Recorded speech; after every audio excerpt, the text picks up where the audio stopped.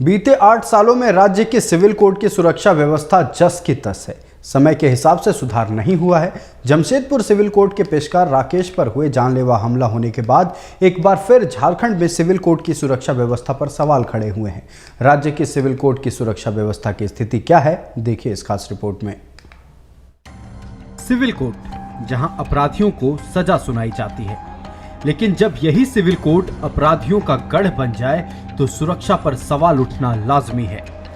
राज्य भर में लगातार कोर्ट में हमले के मामले बढ़ते जा रहे हैं। 2 जून 2015 को हजारीबाग सिविल कोर्ट में गैंगस्टर सुशील श्रीवास्तव समेत 3 लोगों की हत्या कर दी गई थी। इसके 1 वर्ष बाद 30 नवंबर 2016 को जमशेदपुर सिविल कोर्ट परिसर में ट्रांसपोर्टर उपेंद्र सिंह की हत्या कर दी गई।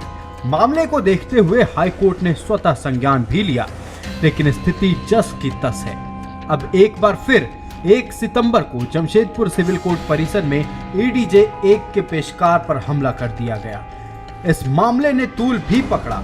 वहीं आरडीबीए ने भी कोर्ट परिसर में पुख्ता सुरक्षा व्यवस्था करने की बात कही।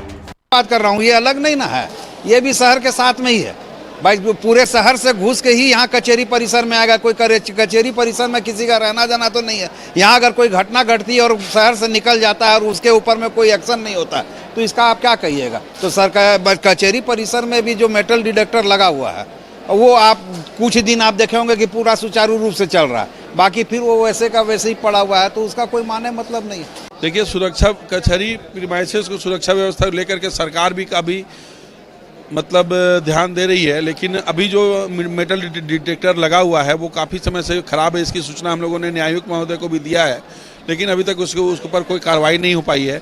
और इसी सब वजह से को लेकर के थोड़ी सी भी जिसमें चूक होगी तो किसी भी बड़ा आकस्मिक घटना कभी भी किसी भी टाइम में घट सकता है। तो इसके लिए सरकार को अग्रसित होना चाहिए, सरकार को ध्यान देना चाहिए।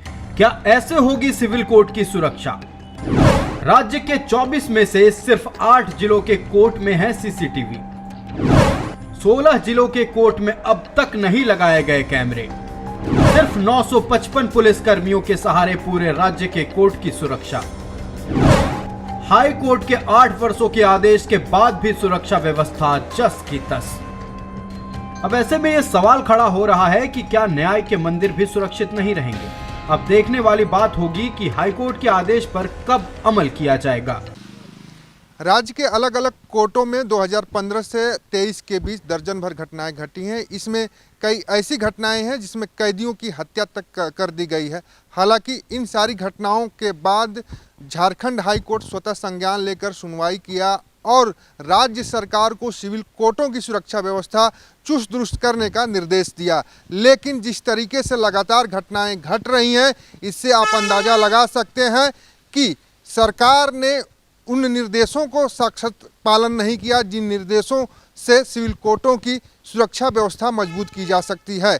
हालांकि हाल ही के दिनों में जमशेदपुर में घटी घटना के बाद फिर एक बार झारखंड हाई कोर्ट ने स्वतः संज्ञान लिया और सिविल कोर्टों की सुरक्षा व्यवस्था के बारे में जानकारी मांगी। हालांकि अभी भी उस पर सुनवाई जारी है। अगली तारीख में फिर सुनवाई होनी है। आज भी सुनवाई हुई है और छुट्टी के दिन बीते शनिवार भी सुनवाई हुई थी, लेकिन अभी तक साफ नहीं हो पाया है कि सिविल कोर्टों की जो सुरक्षा व्यवस्था को लेकर लगातार सवाल उठ रहे हैं उसको किस तरीके से सरकार मुकम्मल कर पाएगी। अपने सहयोगी अरविंद के साथ राहुल कुमार, TV 45 रांची।